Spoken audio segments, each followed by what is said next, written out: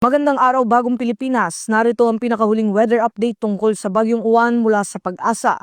Nananatiling malakas at mapanganib ang Super Typhoon Uwan, partikular sa rehiyon ng Bicol na may maximum sustained winds na 185 km per hour at gusts hanggang 230 km per hour at kumikilos kanluran pahilagang kanluran sa bilis na 30 km per hour.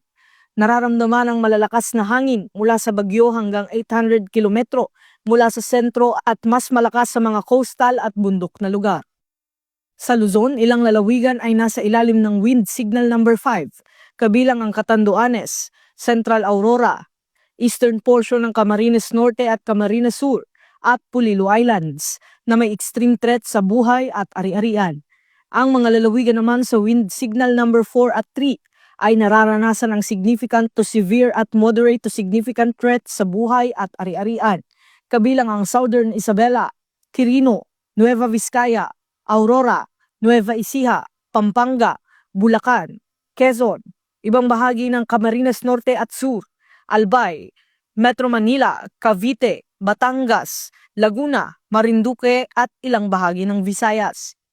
May mataas din na panganib ng storm surge at malalakas na alon sa mga coastal areas tulad ng Cagayan, Isabela, Ilocos Norte, Ilocos Sur,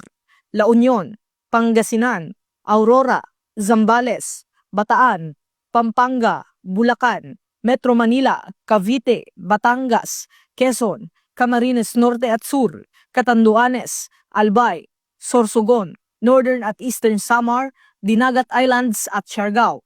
Ang ilang bahagi ng Bicol at Luzon seaboards ay inaasahang magkakaroon ng alon hanggang 14 na metro, kaya pinapayo sa lahat ng mangingisda na manatili sa pantalan o humanap ng ligtas na lugar.